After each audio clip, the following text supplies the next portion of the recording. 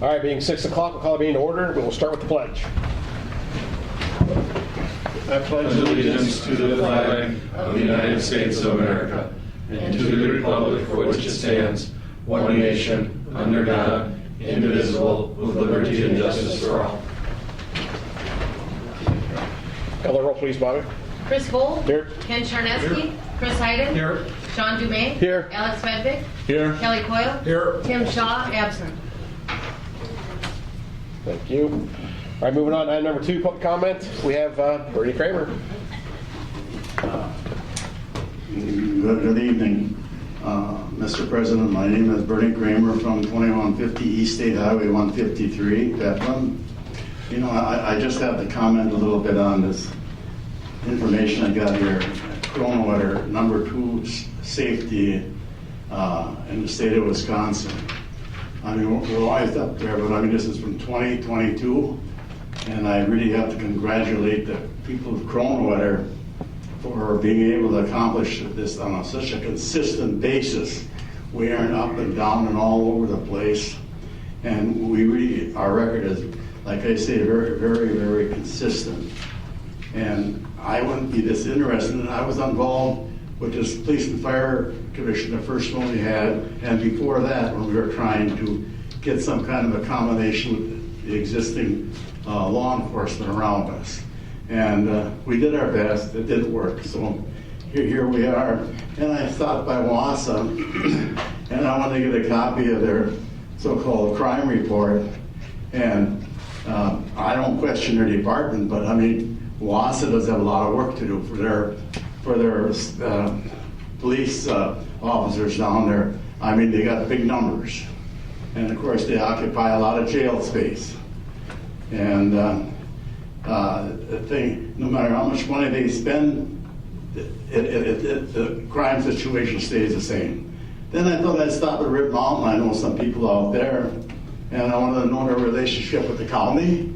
And since they're a village now, and when we became a village, the Meriton County law enforcement was very, very tough on us. They charged us the first month, we were getting bills already. But anyhow, now with Rip Mountain, I said, well, are you going to continue your relationship with the county, with the 2 officers they had now for a number of years? Yeah, they just signed a contract for 2024, and it'll be starting in the fall. They will add an extra officer, so they'll have 3 county officers that will be paid for by the village of Rip Mountain. So I thought to myself, what a change from when Kronenwetter became a village. I mean, but it's nice they can work that out. Budgetary-wise, they're saving a hell of a lot of money. So anyway, I just thought I had to share that with you. And I'm always on the conservative side. I believe in police. You got to have them, but I say that, you know, the type of community we got, I think we got to be cautious with our budget. We went from 1 million to 1.5 in 2 years, and where is this going to all lead? And that's that way with everything. And I was looking through the budget the other day, and you talk about building on the building, and you know, here I saw across the village, $8,500, $85,000 a year, just to operate the whole thing around here. That's a lot of money. I mean, heat, light, storm maintenance, and all that. So I just thought my concerns. Thank you. Hey, have a happy holiday, everybody. Thanks, Maria. Have a Merry Christmas, too. All right, moving on to item number 3, reports from staff and vendors. We'll start with the police chief.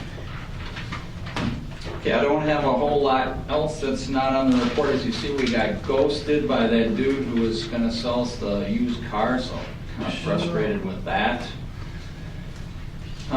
So we're actively searching for other used Ford Interceptors right now to see what we can get that's still underneath that, you know, 25K. So other than that, I'll take any questions that anybody has.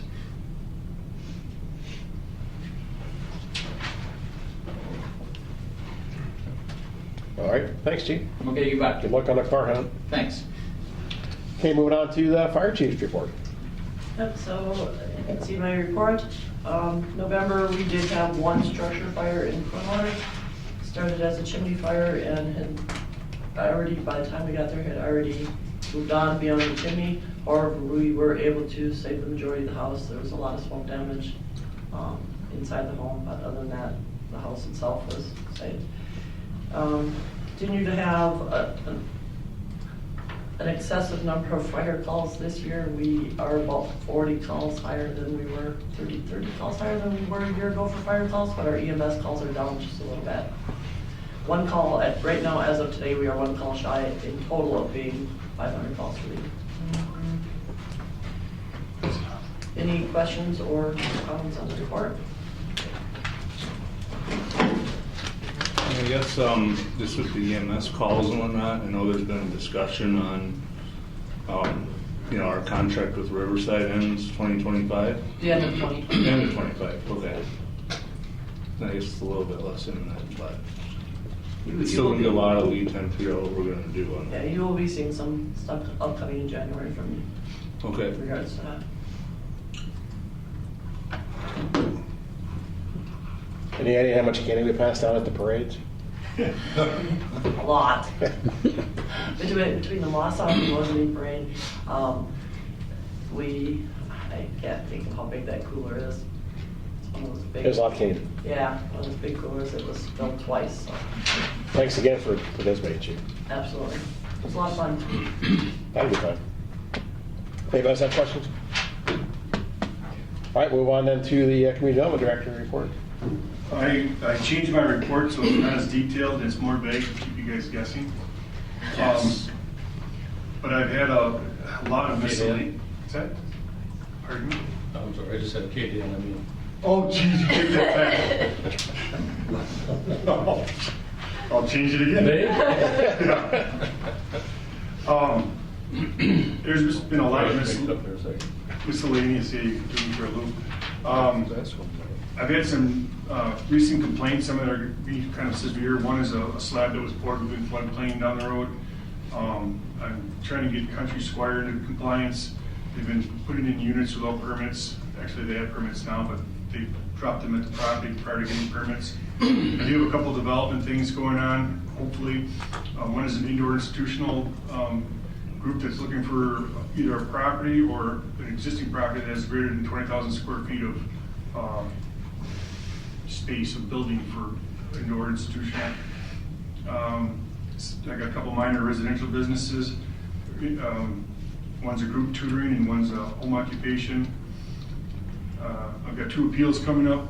One is for basically a subdivision, and the other one is to have a second dwelling on a property. I'm sorry, that's actually a couple. The other one is to build on a property that doesn't have the appropriate road frontage. I'm in the process of trying to compile all the ordinances that I think we should maybe take a look at. I haven't done anything other than get the page and the section that probably needs to be adjusted. I'm going to put that together and bring that to the next planning commission, not maybe this coming one, the one in January. Other than that, any questions? Have at it. Ken? No, Something's wrong. Good You job. feel okay? Good job. Has anything ever come up anymore with that person who was operating the Airbnb out of their residence? Yeah, they've discontinued so far, but if you look at our ordinance, as long as they're doing it for greater than 7 days and less than 30 days. It's allowed? It's allowed, but it's just gonna be, watching their, online, what they're showing is dates that they're available and not available. It's a mess trying to police it. All you can do is keep after them. And the neighbors have been very helpful, giving us pictures of different vehicles that are there and license plate numbers. But so far, I think they just continued the weekly, or less than a week, I should say. All right, thanks. Anybody else have any questions? All right, we're going to move on into Public Works. Okay, we continued our road inventory here for the last couple of weeks, and we concluded it actually Friday. So we're compiling all the pavement ratings and submitting it here to WisDOT by this Friday. So all those will be updated for all sections of road, 107 miles of road for the village. We also coordinated with Rib Mountain over these last couple of weeks to present to this board and also the Utilities Committee. Roof repair, from our last board meeting, we went after some additional bids for metal standing seam bids, so that'll be later on in this presentation tonight. Lift station 8, and I believe that's supposed to be 4. Oh, yeah. We've started design on that. We've gone through a survey here end of November into December. We should have a 50% preliminary plan document here by mid-January.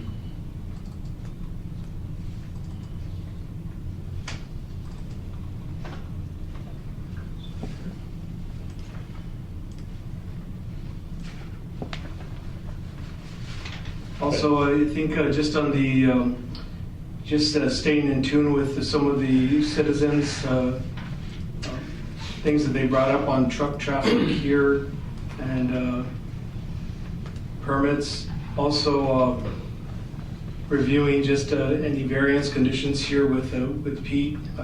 We're coming together as a good team. So I think I believe more research goes underway for emergency access here to West Nelson. Hoping to get the new administrator on board and helping with that process as well.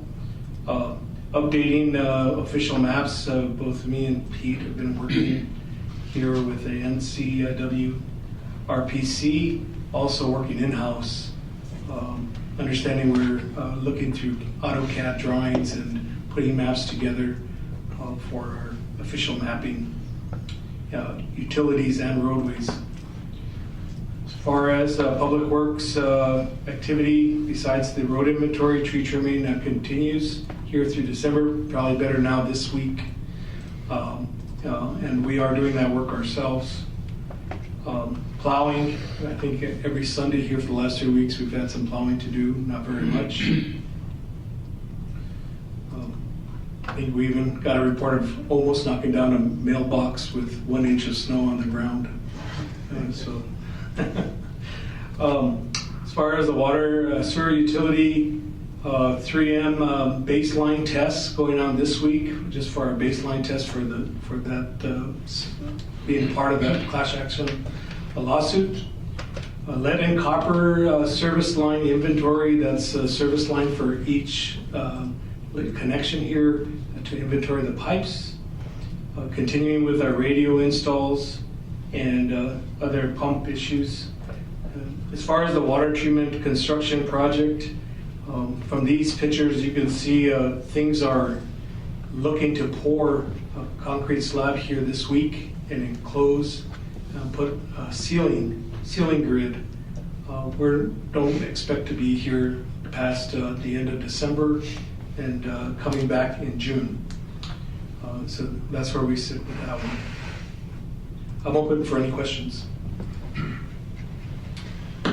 Yeah, now these water tests for 3M, is that something we have to do anyway? We had some June samples that we did take for PFAS here. And so these new set of baseline tests are only a requirement for the settlement.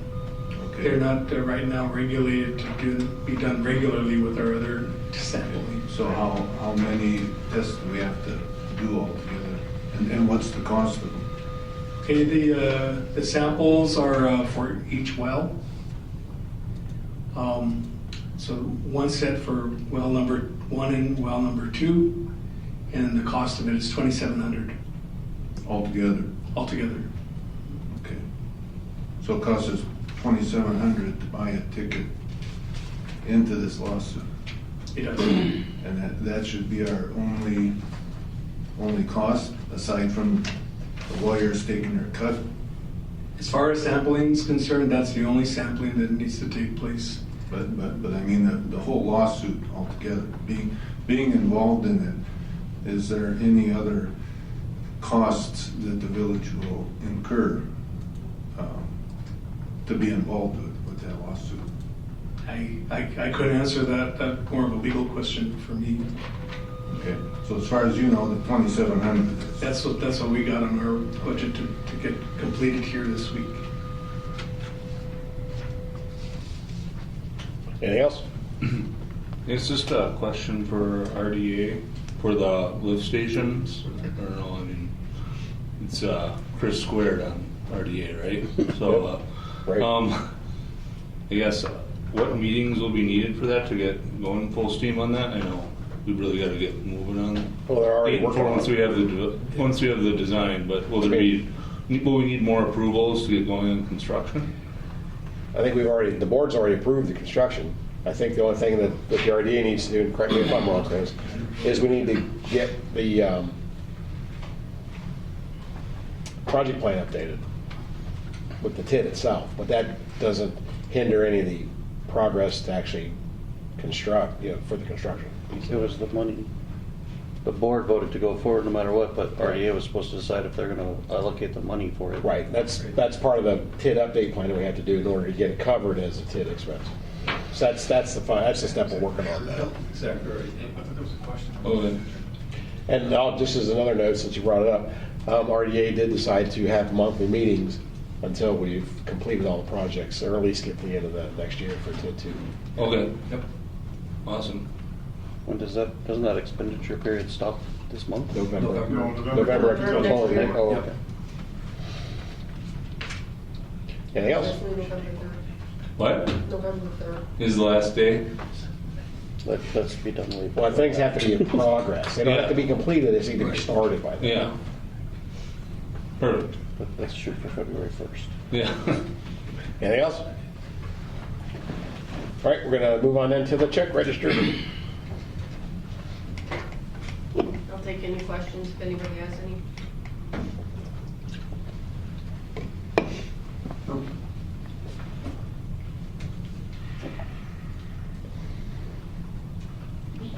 Okay. Move on then to item 4H, new business. Discussion action resolution 23-15, providing for imposition of special assessment for garbage collection and recycling. So my understanding is we need to have a resolution signed for the garbage and recycling. It is following the cost that is set from Carter's and the solid waste. So taking what their contracts state and I guess kind of putting it out to what each resident would owe to help cover those bills. And that's kind of the breakdown that I had on the report. Do you know what year we are in a contract, or is it an annual contract? It's a 5-year contract and we are, I believe, I think it ends in 2025. So I want to make sure we make note of that, so if we want to shop around, that'd be a time to do it. What's the surcharge? Just generic surcharge? Is that part of their fee, or is that just like a fee we? It's the additional, it's a small additional fee that they have. And they don't actually have a particular thing, it's just kind of a surcharge. Oh yeah. Well, it's theirs though, not ours. Yeah. Okay. It's to kind of help cover like fuel cost and different things that we get charged for. They have like a bunch of miscellaneous items and so it's kind of a surcharge. So we've got a contract for a certain amount, and then they just. And then if surcharge on it? fuel costs go above a certain dollar amount, they can charge us extra. If there's, Right. anything above a certain piece, then they can charge extra. So this is I could take that out, but then the village would end up paying for it. So it's to try to help along with paying for recycling or any other cost that the village incurs. This is just a small portion of what it would be. Because my understanding, the purpose of this is to make sure that the village that pays for these services gets reimbursed for the amount that they're sending out. and paying for.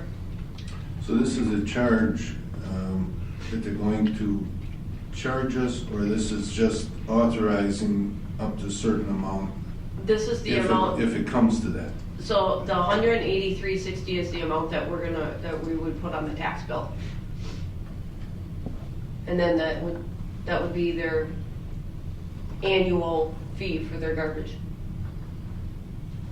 This is the same That's a annual total fee. fee. So it comes out of the surcharge, not out of our property tax?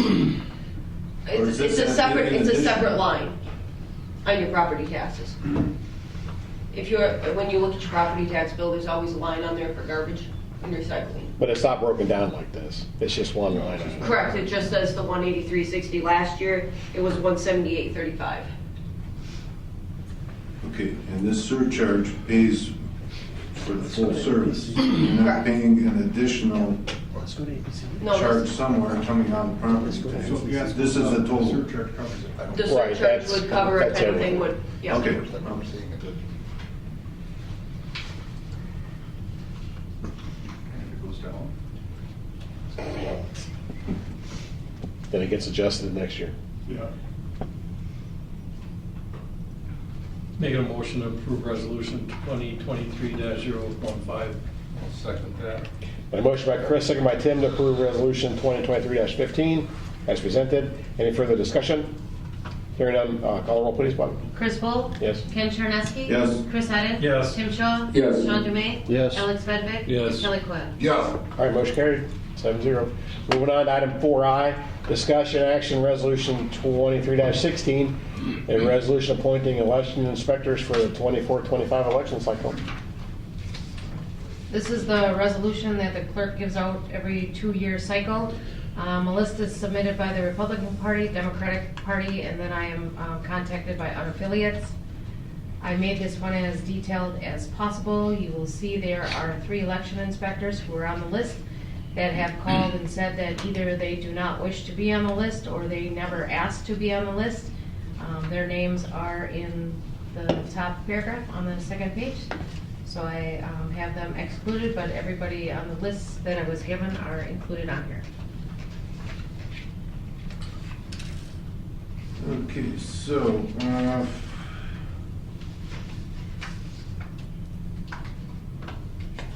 which page has the excluded people? The second page, first paragraph. 20. The second page paragraph, of the resolution. the paragraph says, be it resolved that Marie Traska, et No, cetera, et it's one cetera. above that. What about that, yeah? Oh, gotcha. Whereas the Yeah. Marathon County Republican Party. Okay. Last sentence. Right here. There's an extra and in there. Because then it goes on and be it further resolved. Oh, gotcha. Okay, because I talked to the Republican Party, and they have, they said those names, they were all willing to work. I was contacted them, we have emails, proof straight from them that they are not to be included in the list. And one of them actually said they told the Republican Party that they were not to be included, and they were still put on the list. Okay, so in order to remove them from the list, so obviously you contacted all, did you say there's 4 or 5? There's 3 people. Okay, because there's 5 people from the Republican list that are not included on your list on page 19. I'm not sure who the other 2 are. I can look them up. But now, once they're on the list, in order to take them off, you have to, After they're appointed, you have to contact the Elections Commission after they're appointed. so before the board appoints them, you don't have to deal with the Elections Commission. Correct. Um, Do you have any names for me? Of the folks that you said are not on my list? Okay, and now, in the past, we've had a list of Republicans, Democrats, and Independents. why is this list all lumped together? I contacted the municipal clerks from all around us. Most of them do not put the list on there to protect the privacy of the political party of these folks, so they are not persuaded in any way. If you would like a list, you can definitely shoot me an open records request, and I'm more than happy to submit the list. So if, okay, part of the deal here is that when you pick these people to work, you have to pick a balance between Democrats and Republicans. That's correct.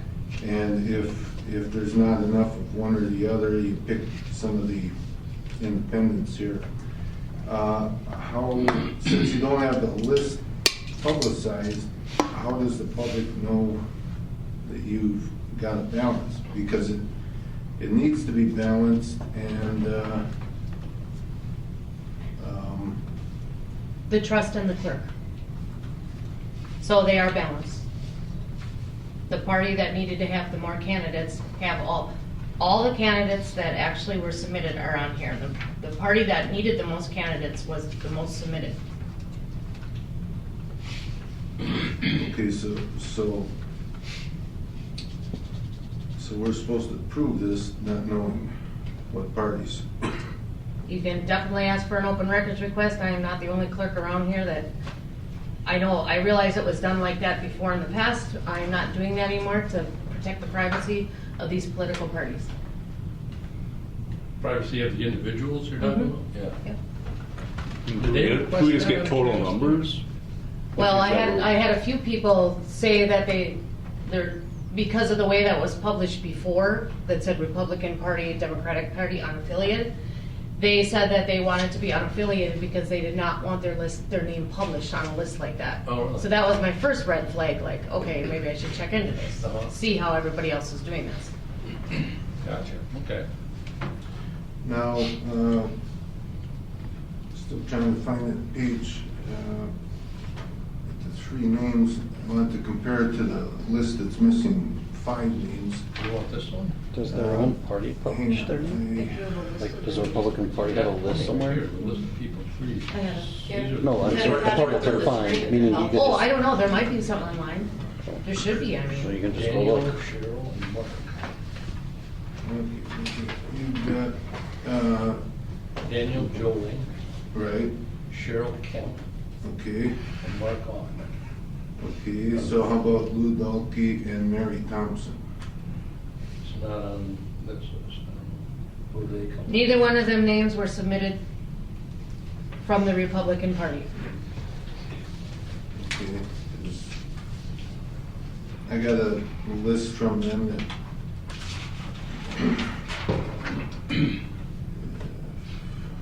okay. Well, I've got a list that does have the names on. They got them circled, but they weren't included. I don't know where you got your list from, ours was sent, Well, like I say, in from the the mail. Republican Party there. Yep, that's the list I The have. other issue is, so we picked these people from the parties first, and at this point, we don't know who's from a party and who's from independent. Well, we don't pick She them. does. We don't pick them, we actually put them on here when we are given a list from each one of the parties. So there is no picking and choosing. The only thing that was done was I edited the 3 that requested not to be included on this list. And that was their choice. Well, okay, I'm just going by the statutes here. And basically, the statutes say the same thing, that the first choice is from the political parties. Second choice, if we don't have enough, is from the municipality. And then if you don't have enough, then you take them from people outside the municipality and, but within the county. And last election, we ended up with nine unapproved workers and 10 people from the Republican Party that weren't called in. So those nine workers, which you know. There was no 9 unapproved workers. The clerk can fill the positions if they need to be filled or if they are vacant. The clerk has that choice. They were sworn in by the clerk, therefore they were certified to be election inspectors by the clerk, and they attended the training. Well, we talked about this over the summer several times, and I asked you where you got that authority from, because it doesn't match with the statutes. If you're short on workers, you're supposed to ask the political parties to provide the names. No. More names. No. And, well, that's what it says, so. And Allison Coakley from the Wisconsin elections also emailed you and explained to you how that all worked. Who was that? Allison Coakley from the Elections Commission. She just sent me the training manual. Is 32 people not enough? Oh yeah, there's plenty here. Oh, So You're saying there's a balance of 16 and 16 on this. Well, there's more of a balance to the party that won the last election. You gotta have more of one party. According to the law, whoever basically won the last election, say for governor, president, they get one more than the other party. Gotcha. Well, not knowing who's who on here, and knowing that some of these people worked the last election when they should not have. That's not true, Ken. Well, it is not true. Because I asked you all summer for those answers, and I didn't get any, and the last thing you sent me was a copy of the whole chapter 17 or something, and said it's in there, and it's. You also spoke to Allison Coakley from I elections. did, and all she sent me was a training manual, which it's also not in there. So I've been looking, I've been trying to find a justification for this, and I haven't. And I think it's going to be a problem if we approve this the way it is. It's not gonna be a I problem. mean, I like to have workers, but we have to maintain that balance. I mean, that's the whole idea of having these two parties to choose from, because you need, basically, if you got all Democrats, you can't trust the election. If you got all Republicans, and this way, if it's split, they keep an eye on each other, basically. And at the last election, we had, instead of, I think we had 28 workers, something like that, 23 maybe, no, 28, and you had 5 Republicans, and the rest were not. So that was quite unbalanced, and it kind of defeats the whole purpose of the two-party selection. so are you saying this list is not balanced? Is that what you're saying? Well, at this point, we don't know if this list is balanced because we don't have. Well, you have to trust the integrity of your clerk, Yep. which she's telling you that the list is balanced, and that if you would like to see their party affiliation through a public information request, you can get that. You're just not getting it tonight. Well, that's the other thing too. You said you had a list. How come you can't take the list you have and just mark out the ones that are on there? Well, I did that. Well, I would It go- doesn't. And so you didn't come up with 17? There's 17 and 15, Hang so on, there's one more. let me- Of one. I believe it's not balanced, is that what you're saying? Right, because last time we had one Democrat, we had a whole slew of non-affiliated. We had 15 Republicans last time. No, I'm talking about the list that you were just talking about with those names you said weren't missing. Yeah, that was the list from the Republican Party of 22 people. And of course, they claimed all of them were willing to work. Now we hear that. But did you take that list of 22 people and compare it to this list of 32 and mark off the 17 that are Republicans? Wouldn't that be 15? Yeah, say that one well, more. we 17 know- plus When is, We know I know who the Republicans are. So there's not 17 I got of the them, there's list. not 17 of them on here? Didn't a Democrat win last time? Well, the Democrats have There have to be 17? 15 of them on here, right? Should be 17 and 15. It would have to be- Democrats, 17, or 15 Republicans. Yeah, because the Democrats won the last election, so it should be 17 Oh. Democrats and 15 Republicans. correct, Bobby? Am I Well, speaking correctly? Is it statewide, is that what's determined, or is it in the district? And then which election? So on this list here, I can tell you that there are 18 Republicans. On this list that I gave you. Okay. And then there's Democrats and unaffiliates. And I just want to clarify something. This is an email I sent last year to Allison Coakley. And she's from the Wisconsin Elections Commission. I said a question by one of our village board members has come up and I need your assistance with the answer. This is in regards to hiring poll workers. Our village appoints election inspectors for 2-year terms before December 31st of odd number years. A list of Republican Party, Democratic Party, and non-affiliate parties are given to the board for approval. What happens when I recruit for additional poll workers outside of the time frame that were not listed and approved by the board during the village board meeting, as I mentioned above? Hi, Bobby. The clerk can appoint to fill vacancies. Allison Coakley, Wisconsin Elections Commission. Yeah, and we talked about that too, and I asked you, should I ask my questions through you to her, or should I talk to her directly? And I said her. So I talked to her directly quite a bit, and she kept deflecting the questions. She never did explain how. That's your opinion. What's that? That's your opinion, that she was deflecting the Well, question. when she doesn't answer Nobody the here- questions, that's deflecting. So, like I say, if I had the answer and it was settled, we wouldn't even be talking about this right now. But we did not get, I did not get an answer from her. I ended up getting the training manual, and the manual does not, clarify that the clerk can just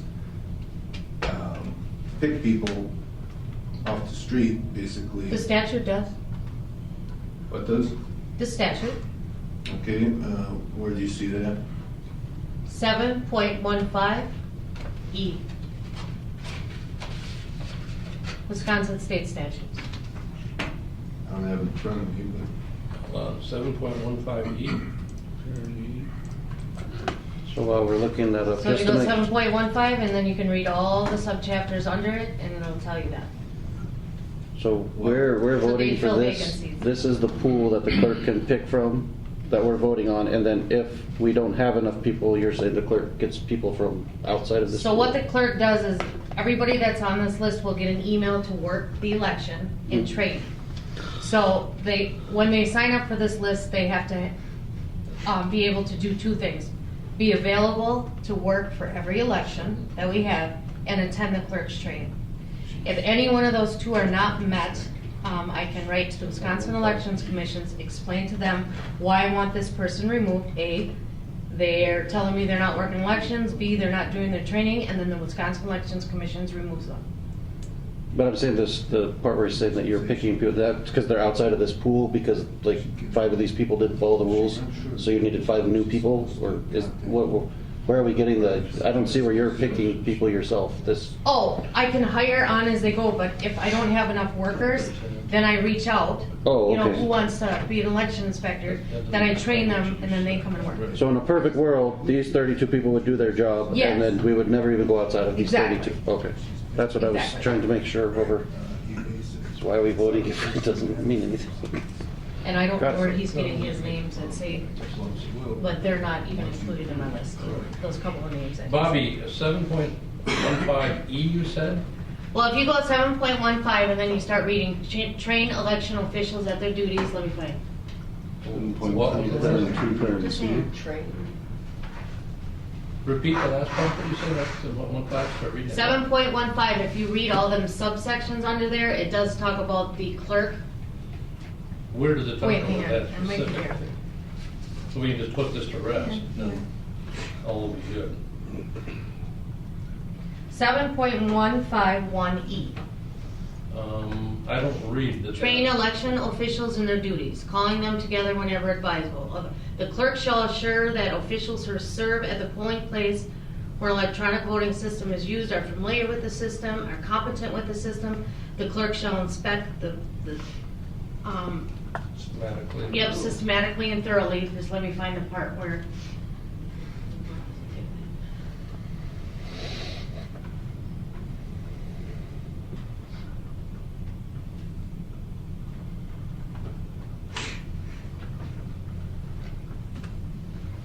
Okay.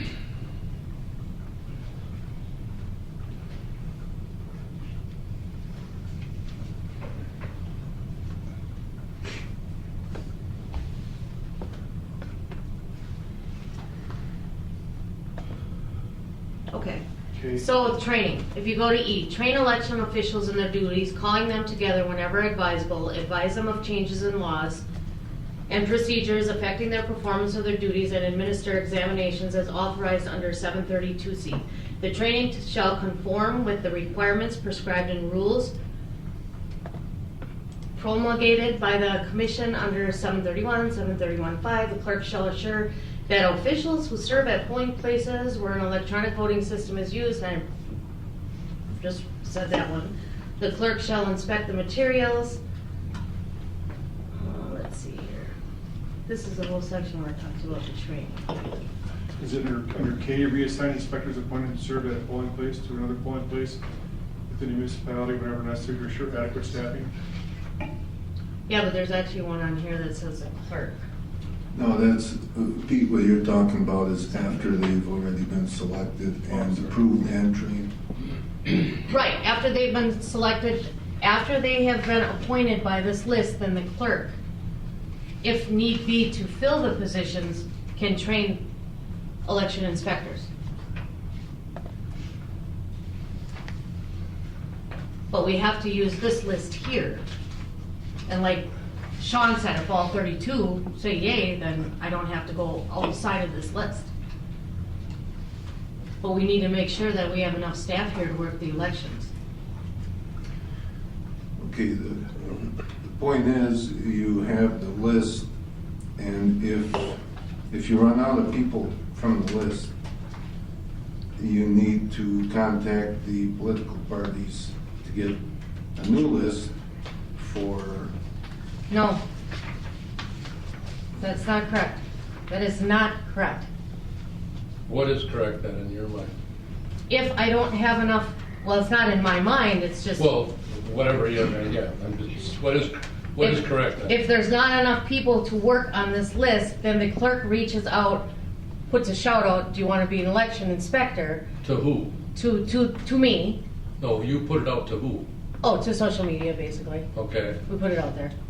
And then they contact me, and then I obviously give them training to work that election, and then I swear them in. And that is the job of one of the clerk, to be able to do that. Okay, so what I have here is 1732A. Except as authorized under subs 1B and 4C. 1B is for the greeter. You can pick basically anybody you want for the greeter. And you don't have to have a greeter anymore because we have badge books? Well, that's what it means. Okay. All inspectors shall be affiliated with one of the two recognized political parties which receive the largest number of votes for president, meaning Republican and Democrat. Also, it's for president. 1734B2, except as provided in paragraph C, only those persons submitted by the chairman of each committee, we're talking about Democrats and Republicans, may act as election officials. Now it says except in paragraph C, so that's where we pick up the unaffiliated. And in C, it says, for so long as nominees are made available by the political parties under this section, appointments may be made only from those lists of nominees submitted under this subsection. So as long as you got enough people from both parties, you don't pick any unaffiliated.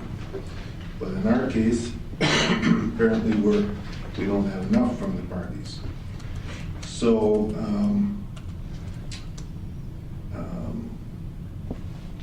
so after that, the board, okay, basically, let's see, the board of elections shall give priority. Okay, the president or chairperson of the municipality shall give priority to nominating qualified electors of the municipality for which no list of nominees was submitted. So when you run out of political people from the list, I can say any one of us could suggest people that we want to work the polls. But the president, Chris Swoll, you're actually nominating these people to us just like you do it, For committees and stuff. Right. So you give priority to nominated qualified electors from the municipality, and then if you run out of that, it follows in 1734C, go down a little bit, says the president or chairperson may nominate qualified electors of a county within which the municipality is based. So,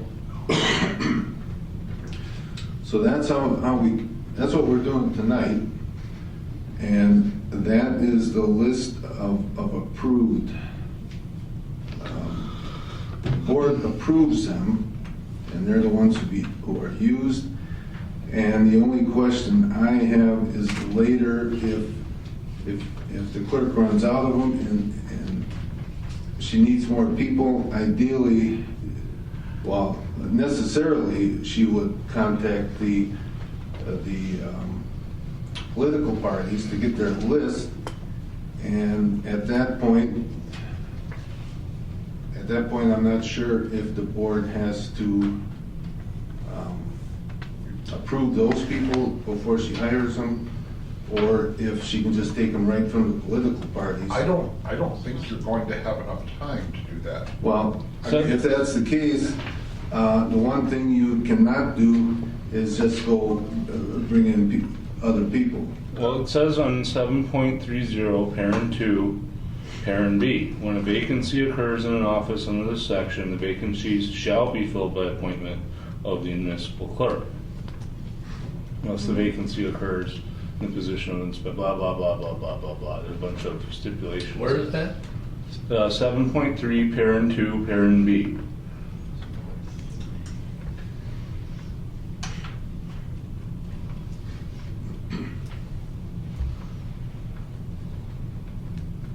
I mean, it does provide guidance of where they should be going first. Not 703, 7.30, parent 2, Appointment of election officials. parent B. 2 would be. Additional inspection.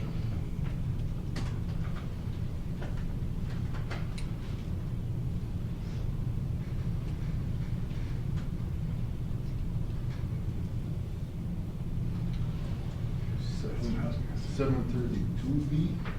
7.30, parent 2, parent B. Oh, when a vacancy occurs in an office. You can do training of election inspectors too, 7.315, that explains that the clerk trains them. Unless a vacancy occurs. No, we're talking about 730B, 736B. Okay. When a vacancy occurs. Under sub 4. So that means, So if there's like an additional list, right, she's supposed to go to that list first. Like let's say it's a Republican, they have some extra names on the list, she's supposed to go to that before anyone else for that party. And all the names are included, all the names from the list are included on here. right, so you have to There is no extra. choose from that list. The list that we have here That's is what you're first supposed to do. unaffiliated people. Right, but if for And some that's- reason that's you who you choose from. can't fill from the list due to unavailability or unwillingness, that's what we're talking that, you Yes. know, she's But a short there's distance no time out. Okay, there's no provision for that though. Well, no, That's what it we're says- looking it for, says- is the provision It goes further. It that says- authorizes that. Well, that's if it's submitted. Let's say you're out of the names. Vacancy is due to candidacy, sickness, or any other temporary cause. Appointment shall be temporary appointment, effective only for the election which the temporary vacancy occurs. I mean, it doesn't really say right there. I'm sure there's another subsection if you don't have it on the list.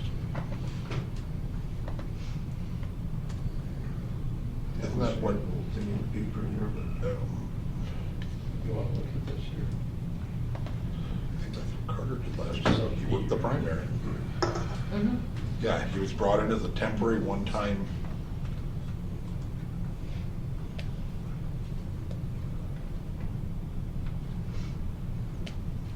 Names on the list submitted under sub 4. Well- 734B basically says the dominant parties under sub 2 are each responsible for submitting a list of names, which you did, from which all appointees to inspector positions, other than appointees to inspector positions authorized under sub 1B, shall be chosen. Each person submitting the names of one or more nominations shall certify his or herself as a list of nominations, so the person has contacted each nominee whose name appears on the list, and that each nominee has agreed to serve as an election official. So 4B is covered with that. So- 6B.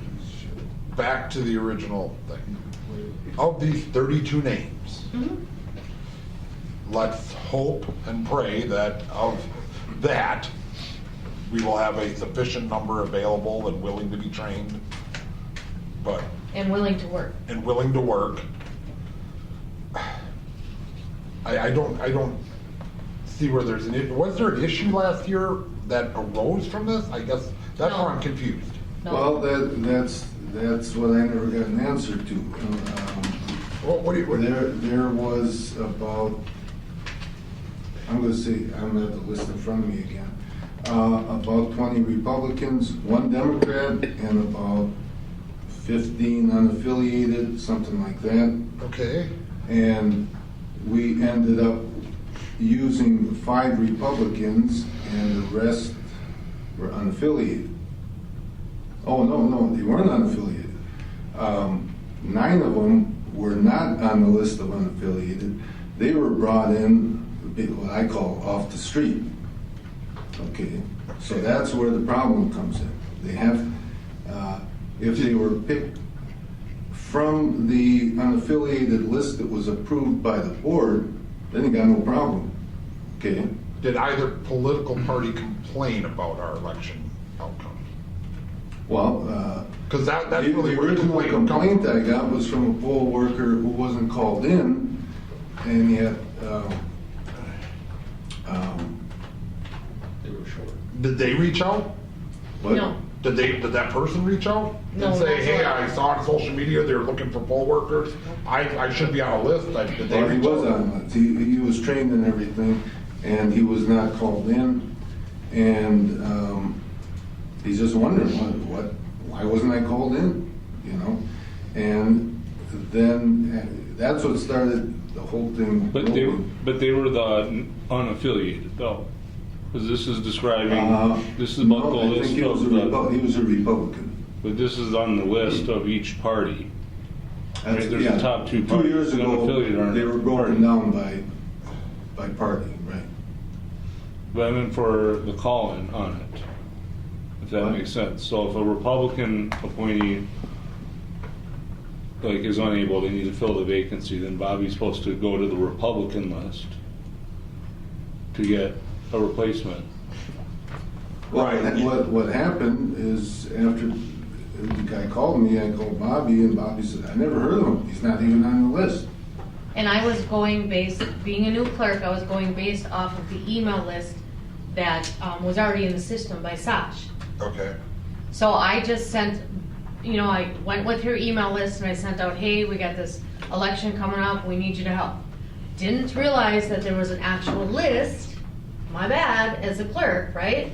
Okay. Until this was brought up by trustee Charneski. Okay, so this was an honest mistake last year. Totally, Oh, okay. 100%. That's where I was trying to figure out where So this since is then, I coming have from. looked into everything, I took extra training, contacted the elections commission to make sure that I was doing it correct this year, and there's nothing I am doing that is incorrect. Okay, so that it doesn't change anything with this resolution. Yeah. All right. I was just making a statement that I make a motion that we approve resolution, what is it, resolution number 2023-016, appointing election inspectors for the Village of Kronenwetter election cycle of 2024 and 2025. Second. Okay, Cal made a motion, Alex made a second to approve resolution 2023-16 as presented. Any further discussion? Hearing none, call the roll, please. Chris Bull? Yes. Ken Charneski? No. Tim Shaw? Yes. Sean Dumaine? Yes. Alex Vedvik? Yes. Chris Iden? Yes. Kelly Coy? Yes. All right, motion carried 6-1. Moving on to item number 5J, old business discussion action, municipal center roof repair replacement award packet. So this is the second time addressing the board here with the bids for the municipal roof replacement and repair project. If everyone might recall, we had two bid packages before. One was for asphalt and one was for metal shingles. I got asked to go ahead and do another RFP for the standing seam. Just to back up of where we left off, we actually, the last presentation here recommended at least the asphalt as being the lowest bidder and having a shortfall of, I believe it was $30,000 in order to have contingency. And so a budget was created and approved for $198,400. And that's what I have in this presentation as well. This here, as far as what we've been doing this, I think Pete started this here in the summer of 2023. I gathered up the information from some local bids that he had put together. I leveled them off, and then we actually just did a reestablishing the bids for the asphalt shingles. Here in the presentation and also on the cover sheet later on, you'll see that Wausau Roofing was the lowest bidder at $144K and some change, and it was later discovered that a metal roof was desired, so we went out to bid for metal shingles. Unaware that we just went out for metal shingles, and another bid package was put together. This one was one that was published. This was one that had a specification. This one had a bid process. And we received those three bids that are here. I believe the low bidder on this package was CNC Services, is the bid, at $346,500.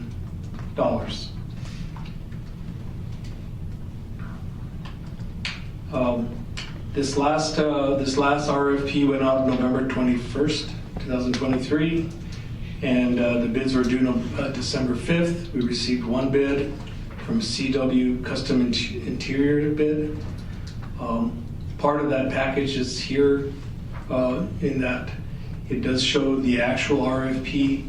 It shows the bidder list on this one, and I put this one and this one in particularly because we not only did we publish this here on the website for the village, we also reached out to all the bidders that have been participating in the previous bids, and 4 of those we had no response. So we came up with a bid of $300,092.92.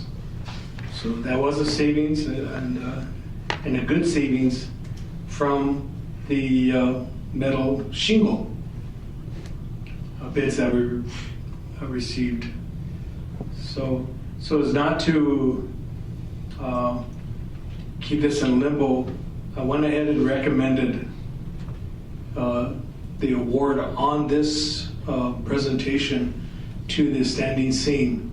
I wanted to show you how it looks like because the previous action brought to the board was ready to award as well, and it had that shortfall within the budget that was approved.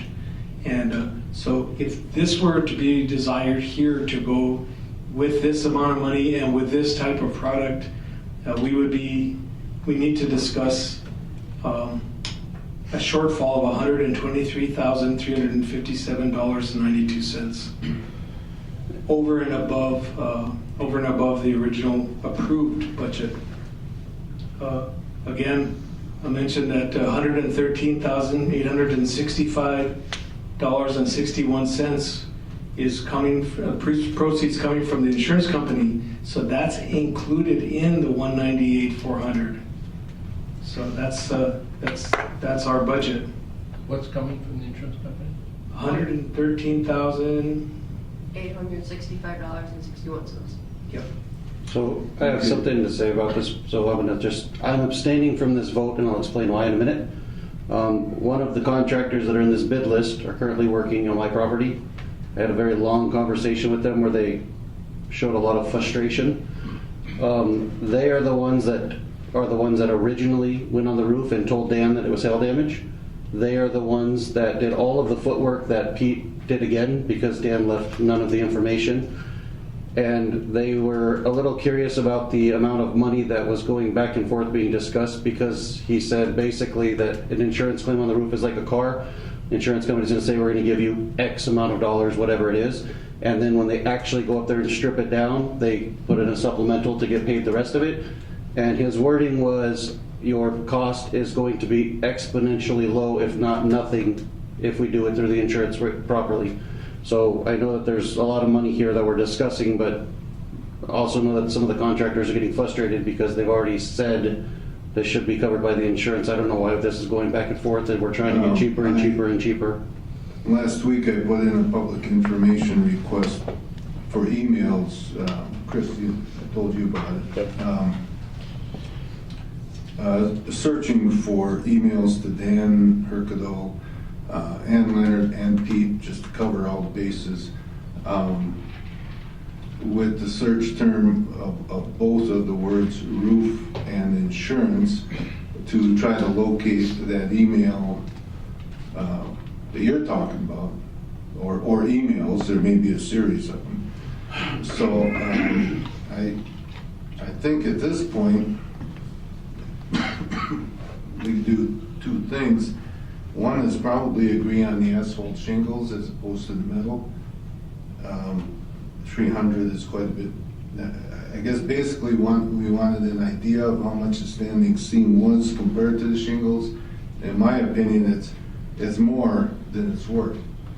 But it's up to you guys to decide on that.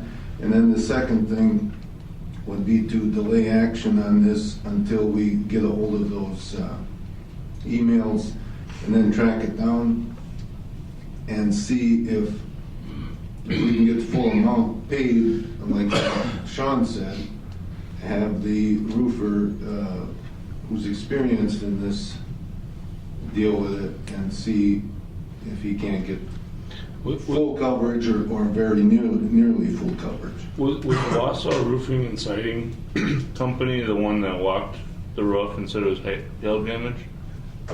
Or was it CW or? Sean? Who was it? I'm not going to sway anybody's vote by saying that. If you guys want to have it looked up, you can, but I don't know how ethical that would be of me to sway. I mean, you're Well- abstaining, we're just trying to find. Well, I'm just saying, going Yeah, back who walked it with Dan is all. Going back to the original discussion and clip, I know Wausau Roofing was the one who has had a bid in, we gotta be at 6 months now, that they put in again and again and again. So I know that's the longest standing bid that we've had in this process, so I'm assuming that you probably walked it first, but. Right. I guess one thing I'm kind of curious of, because you said something about they'll pay the whole thing. Right. I mean, I've never kind of heard of that. It's always prorated, because an insurance company will never just say, well, we'll pay the whole thing. Yes, he didn't say that they were going to pay the entire amount, but he said our liability, what we pay, would be exponentially lower once they've stripped it back. However, my understanding is we did get a check already, so I don't know how that sways things. I don't know if that changes anything. You can just get a follow-up check if there's additional damage is discovered. But I don't know if that first check was like this is your final check, here you go, and we accepted it because that information wasn't passed, and then we made Pete spin his wheels doing all that. So I'm not trying to say that we could get it all for free. Okay. I'm just saying the contractors expressed some frustration that He was the one that walked the roof that said, this is hail damage, you can get the insurance to pay it, and this is how we do it. And now we're how many months later? I don't even know how long ago that was that Yes. happened, but. The way that I understand what he was just saying is that, say for example, you take your car and you get repaired, and a deer takes out your front fender. When they take the fender off, they find that the inner fender well is smashed up. Well, you couldn't really tell from the outside, so of course that's part of the damage, right? So they'll fix that too once they've discovered that it was caused by that. I think he's saying the same thing. Once you get down into it, there might be some other damage that you didn't visually see initially. I mean, it shouldn't really sway how we decide on this regardless. I mean, Everybody wants me to say, I'll say it. I just don't want anyone to. Say it. CW. Okay, so they're the ones that walked it initially. No, everybody walked it. The original quotes, everyone walked the roof. He's the one that said, this is hail damage, you can get the insurance to pay for this. Everybody else just gave us a quote. They didn't bother to even address that. Or they didn't know what they're, I don't know what the situation, I wasn't there. No matter what, they didn't address it. Correct. Yeah. And I do remember Dan saying, oh yeah, one of the guys walked the roof and said it, and just ironically, he's currently working on my house, and he's like, oh yeah, I walked your guys' roof at the municipal center and told your guy that it was hail damage. CW, you said? So we've got, right now, we've got shingles, right, asphalt? Roof, right? We have 3 No, on the roof. on the roof, yes, that's all. Yeah, it's asphalt right now. So they're not gonna pay for anything other than asphalt. if they Insurance pay for company. it. And I would I'm- assume so. I had a roof claim, and the SOB's guy didn't even get up on my 12-12 roof. He just looked at it and go, yeah, we'll replace that.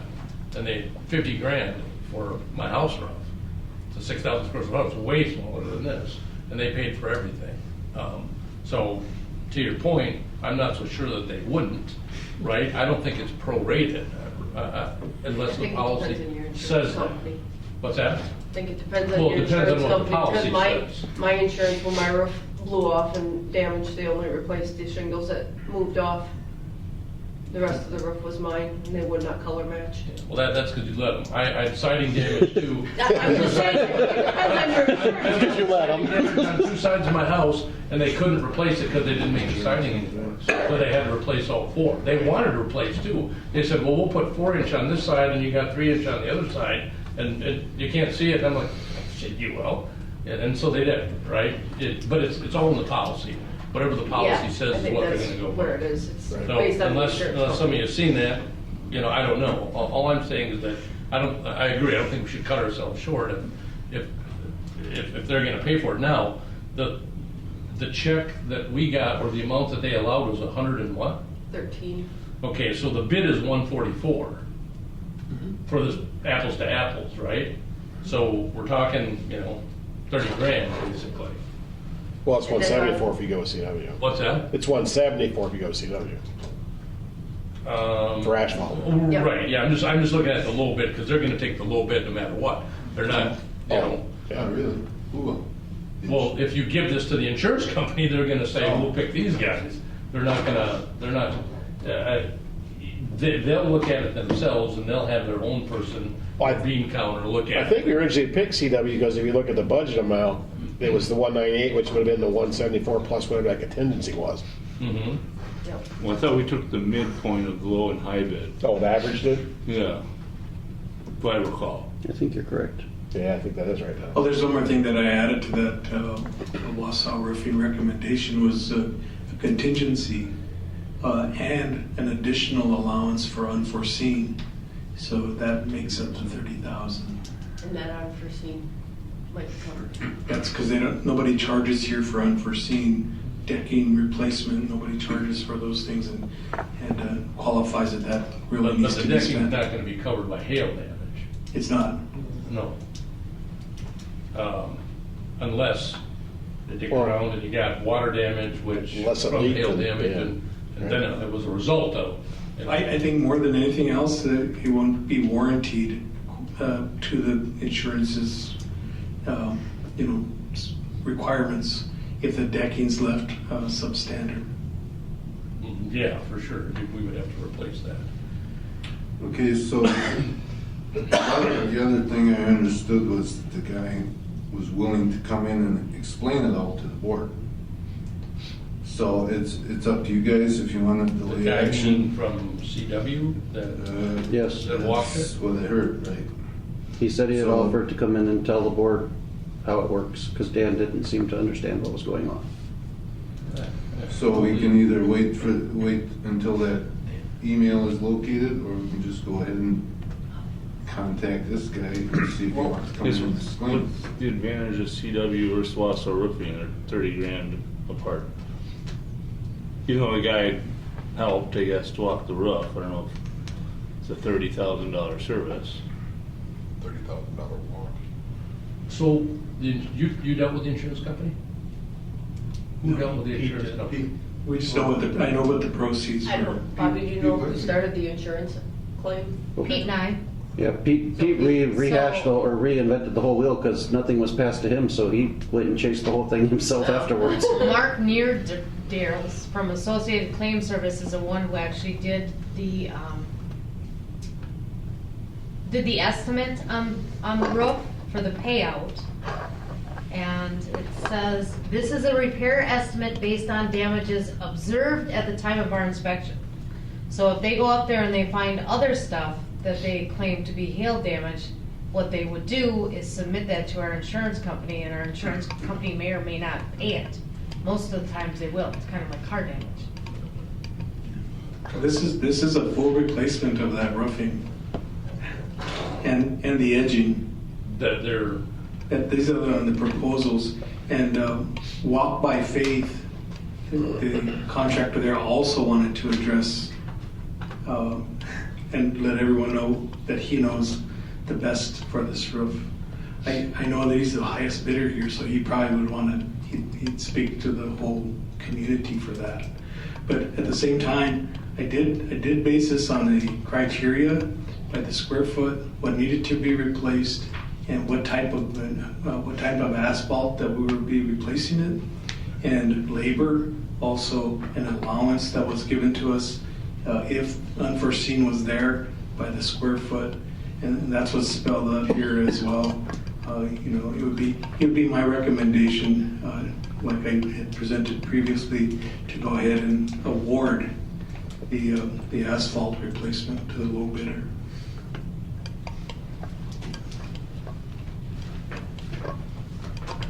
So I guess the first thing we need to decide is we want asphalt or we want metal. For the price difference, I'd sooner go with the asphalt. The warranty is Similar. pretty good, I agree. It's probably easier if we expand it, attach into the same. Yeah, 'cause we could do it twice for what they, Right. for what Yeah. the metal is, I mean. Well, if we get another hailstorm, then we can get another Yeah. roof, you know. And they did say, as the village did not file a hail damage claim for the municipal center roof until August 4th, 2023, with a date of loss of June 15th, 2023, MPIC, who's our insurance provider, unfortunately cannot provide RCV coverage for this loss. cannot provide what? RCV coverage, Real cash value? real cash value. There's a Yeah. real cash value and an actual cash value. Because of the untimeliness of the filing? Yeah. It was 30 days, wasn't it? Isn't that what you said, June to? With a date loss of June 15th, 2023, MPIC unfortunately cannot provide RCV coverage for this loss. Because that's what Pete did it, because Pete went back and looked for a hailstorm and told him this is the storm that did it. So that was 'Cause we're not well sure which after, storm it yeah, was. that was well after Dan had it inspected. Gotcha. Hmm.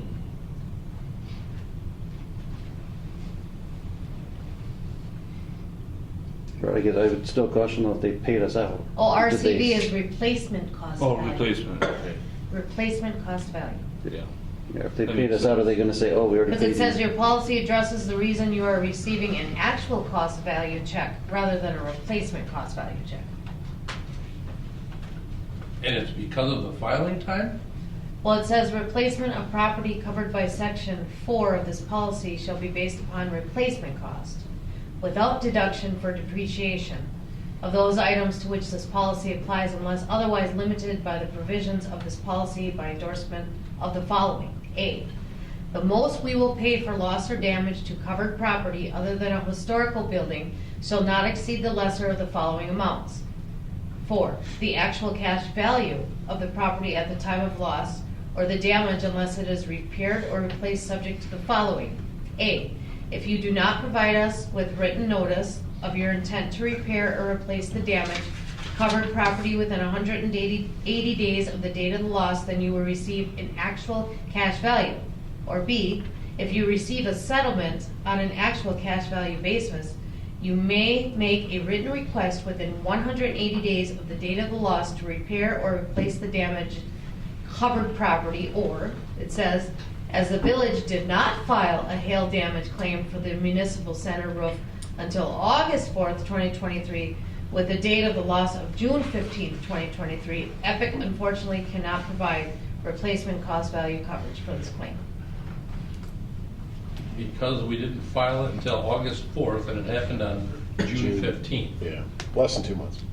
Which is less than 180 days. Which is less than Right. 180. It's less than 60 days. And I would think that they could also argue that how would we know there was hail damage unless it started leaking? And if it didn't rain, we didn't see a leak, so why would we report it? Because you don't know it was hail damaged if it just damaged your roof. You're not up there looking at it. Some latitude there for something like that. Hmm. I think somebody could probably argue that case pretty well with them. So what do you guys want to do? Do you want to move forward? Do you want to delay action until January? Well, but then you also say we should be like taking action within 180 days?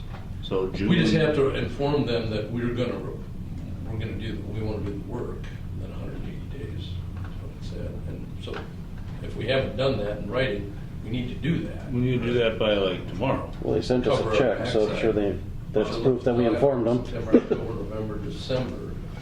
Yeah, 15th of December, 180 days. But we already informed them, they sent us a check. But, So- no, I think the They- appeal to, was 180 days as well, that was. That is exactly it. Right. But it's within 180 days of what though, not the loss date, was it? 180 days. Probably the of- filing. Probably the filing, the Yeah. claim filing, which was August 4th. Right, so we have some September, October, November, December, January, February, we went to February to do that.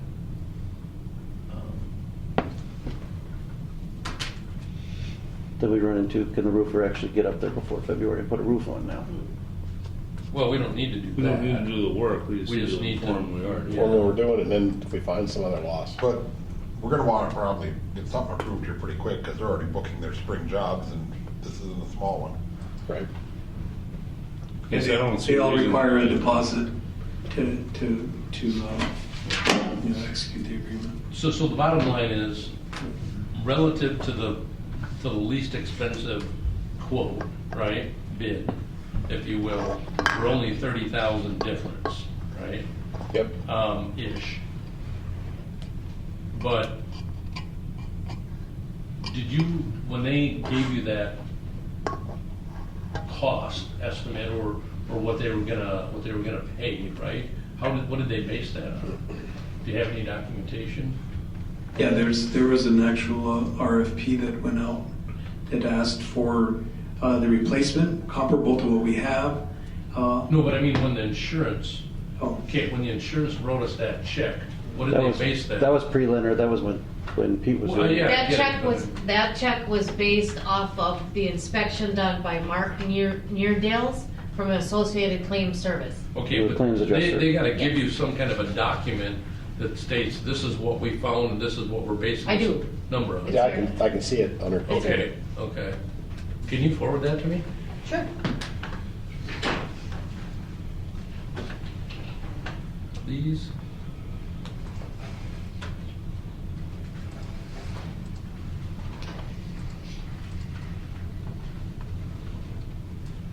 Do you want this email for Kronenwetter Uh, or do you want a different email? yeah, that's fine. I got mine up right now, Okay.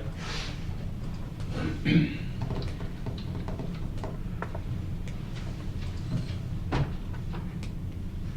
I just gotta go the long way because I don't have a dual screen on this thing. And I don't know what kind of obligation we have to pick the lowest bid. And I don't know anything about the roofers, right? CW, Wausau, what? Well, they both been around a while. What's Both that? they don't both appear to have been around To the forever. last meeting is, we kind of, on the fly, they were looking Right. at the history of both, so I mean, I know the Walk by Faith was pretty new to this, but the other two had been around a while. I'll send you both of these your way, Tim, so just hang on a second. Thank you. You bet.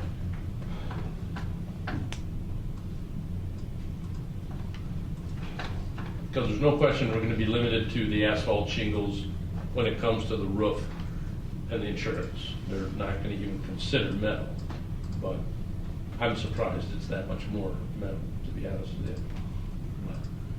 I was wrong. Okay, coming at you now.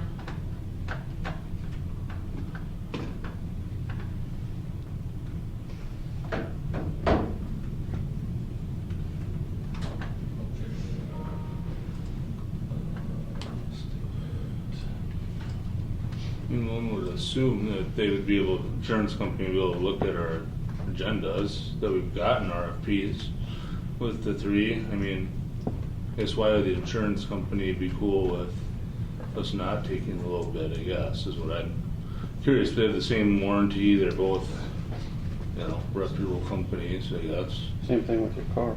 You get to pick who repairs it. Based on damages of their. They don't get to dictate who does it.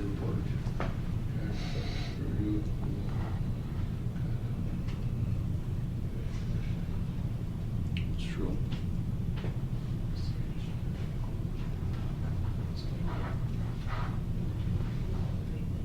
Okay, so his numbers are where they're here.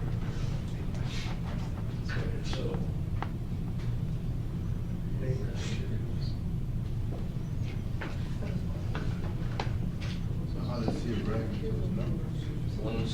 So 161, his cost estimate, replacement cost estimate was 161 with a depreciation of 46 grand to come to 114. So if we were to get replacement cost, the number would be 161. And we're at. But that's based on what his estimate was. Replacement cost may be more if they get up Well, there and right, find more I'm just damage. saying, so the good news is he's not basing it on less than what Oh, our yeah. bid is, right? So, yeah, so it would be basically pretty close to the CW custom, a little less than that, but 20 grand more than the Wausau roofing, which is to our benefit.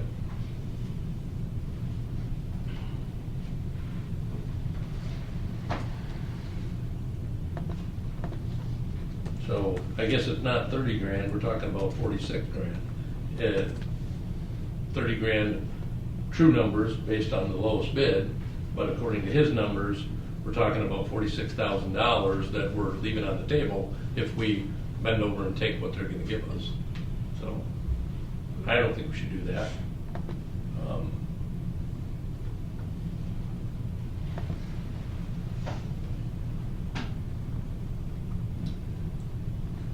Do you have the insurance policy, Bobby? Which one? The insurance the one that you were reading that said that so many days and. I think that was just No, I letter. attached it. Okay. That was that's just the a other letter. one? That's the letterhead? Tim, it That's wasn't- just a letter that they sent out. Okay. No.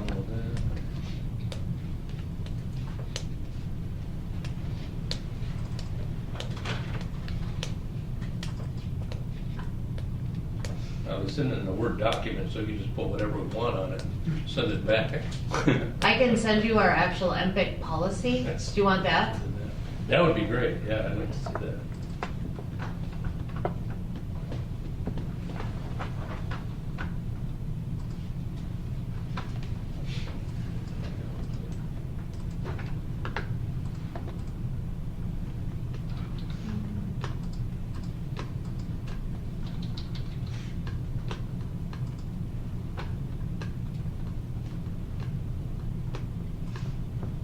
Okay, coming at you.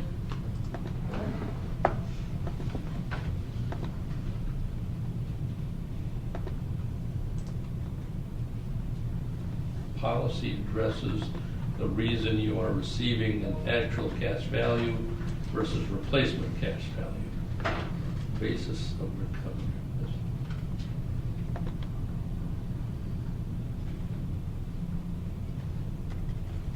So I mean, I'd like to have some time to sit down and digest this and print it out and mark it up, but I don't think that we should, that we should just stand for this. I'd like to research it a little bit. Well, is what you're talking about related to offering a bid to one of these roofing companies, or are you talking about going after the insurance company? I'm talking about the insurance company's decision to give us actual Absolutely, cash. yeah. I agree, yeah. I mean, I'll handle it. I'll talk with them. If nobody else, I'm fine with that. I've dealt with a lot of insurance companies, deal with them all the time on a medical basis, but it's all the same shit. They don't want to pay, and you just Right. got to convince them that they need to. It's your job to pay. They never want to. So if you send me that, I'd sooner table it for now. Did you get Did you get rich it? by I paying sent claims. the policy. The fire department's paid to make sure they don't pay. Yep, yeah, thank you. You bet.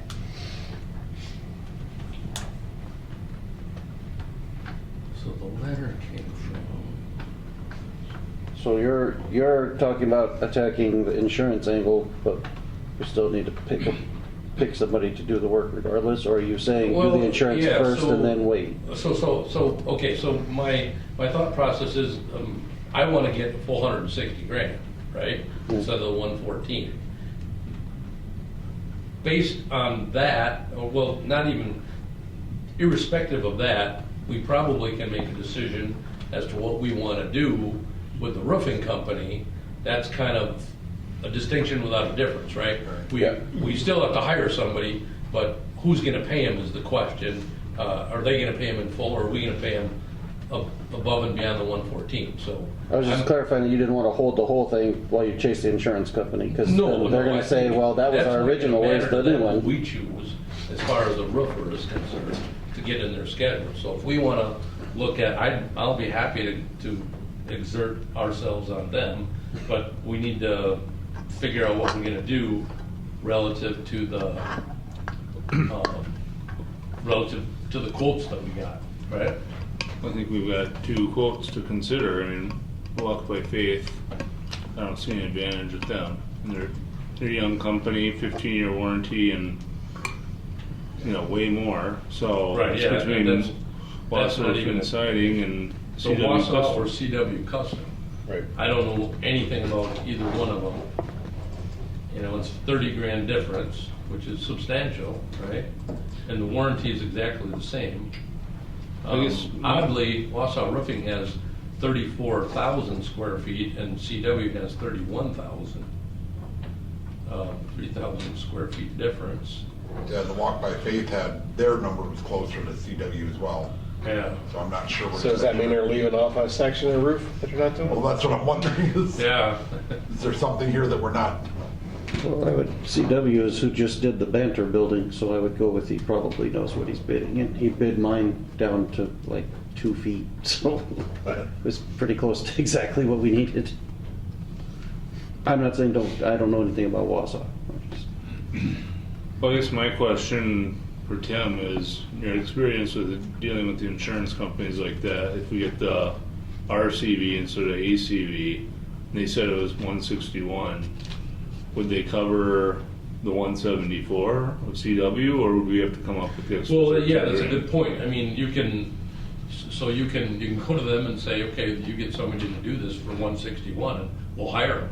Our bid is 174. And typically they'd go, oh, okay, most of them are lazy and they don't want to, like the guy who looked at my roof, he jammed me on the siding, but he didn't go on the roof, right? Just paid me 50 grand because he didn't want to get his butt up there. So I think there's a legitimate argument that you could say, we got a bid for 174. We want to take that bid, but you're only giving us 161. Why is that, right? And maybe they would split the difference, or maybe they would ante up. I don't know. Well, that's what I'm wondering, because we have a I packet certainly out would there. ask that question. I would definitely discuss that with them for sure. So I mean, I guess, yeah, that's my question is, we have a RFP out, we have one that said 144. Probably the Well, best thing to do is 161. well, we got a bid for 246, come on, guys. Yeah. I'm just saying, like, could they just look at, I guess that's what I'm, If they're smart enough, they could just go in our minutes and, but are they gonna do that? And we're not trying to hoodwink them at all, it's just a matter of fact. So I guess it's up to everybody if we wanna, I think probably a good idea, as Kelly said, to get in somebody's schedule. We just gotta decide, do we wanna, I certainly am not in favor at all of going a 15-year warranty versus a 40. Right. So that's out of the question in my mind. for more money. But do we wanna Wausau Roofing or CW Custom?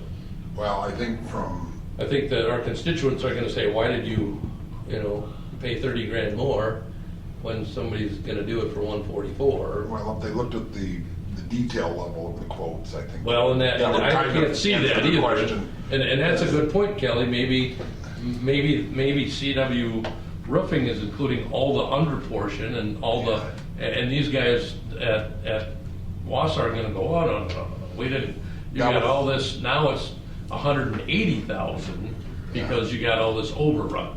Yeah, because that was kind of my concern from the first time that I saw the very first Wausau Roofing one, is only, that's it?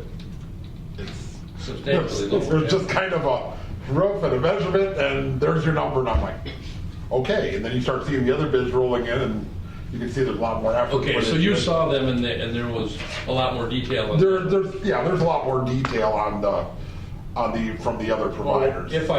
In my opinion, if we did pick Wausau Roofing, I would want all those things on the other bid either confirmed or denied, right? Yeah. So that's what I did.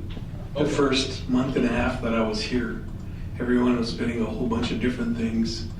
They were bidding different products. So these are Owens Coring, and all the underlayment that's required for a 40-year warranty that goes with it. Some were bidding. Nobody came out here for physical measurements. So I asked by the square foot. They gave me the price per the square foot. They come out here and we find out that it's less. We get charged less. So I wanted to go by the square footage on that one too. These bids aren't good forever, so they've all expired. They won't carry them longer than 60 days. So at the end of October 29th was when they were given on the asphalt. We're going to get a reprice on this. That's the reason why, that's additional reason why to have contingency and have unexpected The good news amounts. is So, that yeah. the product, the oil price has gone down since then, so shouldn't be higher. They wouldn't pass that to us, I'll guarantee you that. And, but they probably will go up. Yeah, we would definitely want to know that before making a decision, because these numbers are not, Everyone will go up right now because winter hours, or they charge the winter charge for working in the winter time. so well, yeah, but everyone's we're going not up gonna have now. them do it in the winter, we're gonna, this is for next spring, as soon as they can get at it, I would think, right? Yeah. Well, their price probably won't hold till spring. So are we asking him to get renewed bids? Well, I guess we're gonna have real numbers to make a decision. Okay, so then we're not making a decision till January. Apparently, yeah. Okay. Well, I mean, yeah, that's 60 days, that till they start construction, or do we lock in the price? Well, all these You bids. said 60 I suppose we could Yeah. make a decision based on these numbers, and if they're over, then it Right. comes back to us. Yeah. Because one of them might say, oh, hold the price. Right. Yeah. That's true. And then we don't have to wait. Or you call them and you say, hey, can you guys hold the price? Right, Yeah. we've decided to go with your offer, your bid, is it still current? If not, we We're gonna have to rebid it. go back, yeah. Well, yeah, you just tell them that, because that's how people work any kind of industry for, sales dollars, whatever, right? You give them a bid and it expires, say, I'll still give you this business if you honor this price. What? But in the construction world, you're not going to get, so if they hold the bid, you're asking them to hold it till spring, they're going to say, well, I can't guarantee what material costs are going to be in spring. I mean, material costs might be 100% different. We have another COVID outbreak. But they buy them now. But Yeah. I just talked to a guy on my driveway down in Black River today. They buy it in advance. They pay it. If they pay high and it goes down, you gotta pay the high price because it's a commodity. They already bought it. so if they have storage for it. So I don't think that's a problem. They would, and I would guess that it would be the same based on when they can do it. They'd buy the product now or So get it reserved. each one of them were asked the minimum down payment to lock in the price. Right. And each one gave a deposit, and then the other remaining balance due upon completion. And, Okay. yeah. Well, I guess I make a motion to accept the bid pending verification of what it'll be from CW Custom Exteriors for the asphalt shingles at approximately $174,525.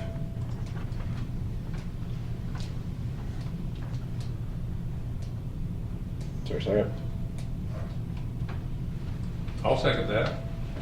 All right, Kelly made a motion, Tim made a second to recommend CW as the municipal center roof repair project winner and coming in at roughly the value $174,525. I guess how much contingency are we looking to include? Because you said approximately, but Well, then one- it might go up. well, Like, it's- 10,000 We more. gotta see what the. Well, at this price here, 174, the budget line is 198, so what's the difference? Right, I don't see an issue with that, but I'm saying direction for staff. Oh, okay. If they don't say, Oh, hey, what we can't value? do the same value, but, Then, right, you know what I mean? Well, I think we That's- press That's my on only them. I think we issue. press on them and we got it, and because we got another bid for 144. Yeah. Right? yeah. You know. Okay, I mean, I'm fine with that, but I just think we need to be clear in our motion what we direct I staff. agree, to do. and I think that's a good idea, but if they can hold the price, then. Did you understand, Otherwise it Leonard? comes back to us. Leonard, do you understand the motion? Yeah, I don't see why they wouldn't, but I mean, who wants to walk away from business? Right, I agree. But So I can't do you want to- guarantee it. Yeah, Is there an amendment to add some kind of a value like plus or minus 10%? Or are you just gonna, Well, I that's what I was- don't, or just, with a bit Yeah, up to that. I would just say, look, you're not, Well, otherwise they can resubmit a new one, we'll have to approve that new contract, Right, yeah, right? yeah. At the next meeting. yeah. And that'll be within 60 days, so Okay, so then. anything else? I'm fine with that. All right, call the roll, please. Chris Bull. Yes. Ken Charneski. Yes. Tim Shaw. Yes, Sean Dumaine. Abstain. Alex Vedvik. Yes, Chris Item. Yes. Kelly Cook. Yes. All right, motion carried, 6-1 abstention. Okay, moving on, item number 6, the consent agenda. There are 7 items in the consent agenda. I would entertain a motion to approve all as presented, or are there any individual line items people want to talk about? I'll move we approve the consent agenda as presented. Second. Got a motion by Ken, a second by Chris to approve the consent agenda as presented. Any further discussion? Hearing none, all in favor say aye. Aye. All opposed? Motion carried. All right, item can I number, ask a question? I hate to digress, but Sure. do I have permission to call? Yeah. Okay, I just wanted to step my mouth. Yep, no, you offered to. All over it. All right, item number 7, previous meeting minutes from commissions and committees, September 7th, special RDA Village Board meeting minutes. Questions, comments? Hearing none, thank them for their minutes. Item S, October 30th, ad hoc committee minutes. Questions or comments? All right, we'll thank them for their minutes as well. Item number 8, consideration for items for next agenda. Yeah, last time I talked about that administrator's background check, and we agreed to wait and see what the other report said, and I thought their report was really basic. I think we should get it on the agenda to approve a Process. full background check.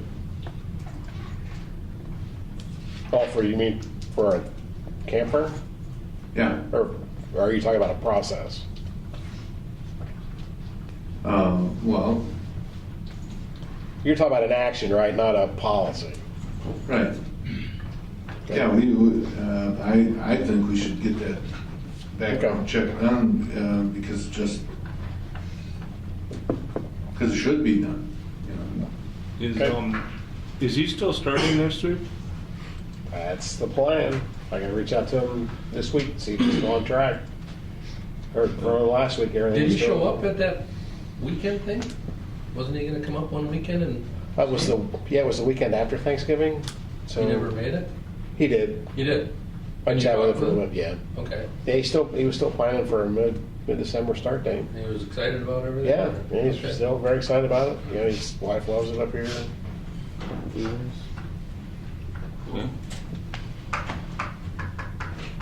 Anything else? Thanks, Leonard. Thanks, Leonard.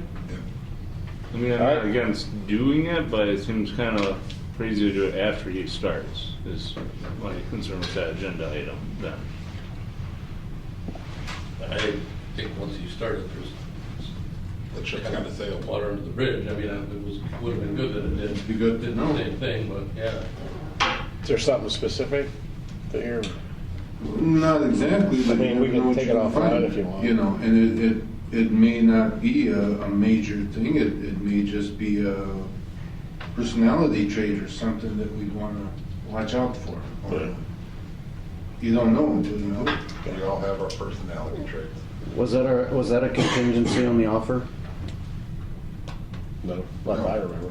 Because if he does start and it was not a contingency on the offer, we cannot do anything with it. So if we said you're being hired contingent on your clear background check and your clear drug screen, then we're good. But if we didn't say that and then we hire him and then we say, oh, we did a background, we can't let him go for that. If we say, I'm hiring you contingent on your background being clean and your drug screen being clean, then if your background comes back clean, even if you started, we can terminate you. If we did not say that and we hire you, we can't run a background check after the fact and then terminate you. All right, well, we're getting off topic. This is only supposed to be items for. Well, yeah, well, I'm discussing it because I want to see if I oppose the motion, or the agenda item, because if it's something we can't even do anything on, why even discuss it? Or why even have that be a Plus, it's motion going with to a be on the write-up? agenda, and he's going to be here. Yeah. Right. Yeah, it could be. That could be Theoretically. Yeah. Yeah. Which doesn't make a lot of sense. Yeah, And it's not good faith on our part. I think at that point, the If, this ship and I has kind agree of with sailed Sean, already. if we didn't say that, I think we should just let it ride. Maybe a mistake on our part, hopefully not, right? Now, I would support a discussion about policy regarding that, but. Yeah, considering we don't have a second meeting in December, yeah, and- he would almost certainly be here for that meeting. Maybe just amend it to a policy discussion on it. I think we gotta have a Higher policy, than that. we gotta keep this consistent, because we so much are flip-flopping, doing this stuff. We gotta be consistent. And that's why a discussion about policy might be a good thing. Yeah. And confirm it. I think that's a good idea. Yeah, a standardization policy regarding. yeah. Yep, I would agree. Although I guess Ken would have to accept because it's his selection. Except what? That proposal to amend your future agenda item as being a discussion about a policy regarding background checks on And not directly. hires, Well, not directly you on can do a Peter policy, Camp. but Bobby, if you can just put it in the record that I requested it. If you guys don't want to do it, fine, but I just want to be able to say I told you so if a year from now. Yeah, you just want to say that. I have the offer of employment that Kim sent to you. But just so Did it include the background? just so it's in the minutes somehow that I. Yeah, okay. So my next question is gonna lead to a future agenda item, how it's answered. Did we expend all of the money for Mr. Mahoney? Like being an assistant for the employees or whatever? We voted to give him $200 or something. Did we expend that $200 yet? Did we call him enough times to burn that up yet?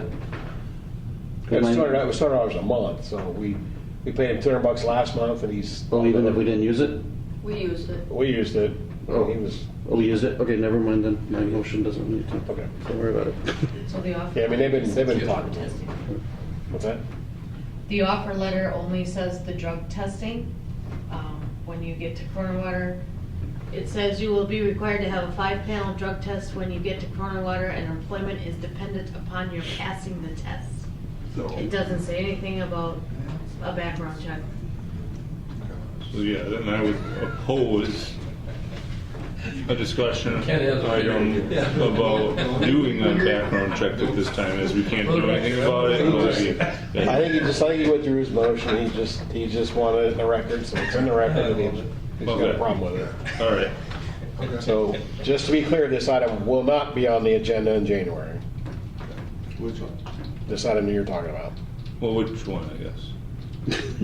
There's two now. Specifically about the. The one about Peter Camper, Yeah. but there will be an agenda item about the policy of background checks. Whose agenda item is that? You want to have a? Well, I don't know that that's an agenda item. It wasn't. I don't know that that's an agenda item. It was for not us. an item that was brought up, it was an item that may have been recommended as a Yeah. solution to a proposed item, but it was Right. never officially said, Okay. I want this as an Right. item. All right.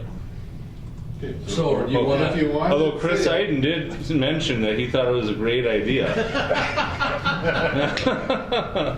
I'll put it on the agenda, but I don't want to write the report. Well, We can address it in June then. well, I think when it shows up on the agenda, we just push it to Clip, make them write the policy. Well, there we go. Yeah. Or yeah. APC. wouldn't it? Sounds like administrative. I'm just trying to share the love. And if it doesn't get on a future agenda, APC can just do it and bring it to the board without it happening. That's just faster. Wink, wink, nod, nod. No. Kelly, you can make notes. Including. So, Taking back. so Alex, you're gonna withdraw that item and just rely on staff to bring it to APC? Sure. So is that on the agenda then? No, APC. Or APC, okay. Gotcha. Good. Yeah, they don't wanna work on it, I guess. Okay. APC then. We can't do anything as a board on it. Do we have to vote on that or is it? Nope. No. No. Chairman just couldn't wait to get it on there, so. Well, we need to put it on Clip's future agenda to. All right, anything else? I wish all these meetings were this fun. All right, item number 9. Who wants to make an adjournment? I move we adjourn. Second. Okay, a motion by Ken, second by, was that you, Alex? Kelly. Kelly. Motion by Ken, second by Kelly to adjourn. Any further discussion? Hearing none, all in favor say aye. Aye. All opposed? Motion carried. Have a good Christmas, everybody.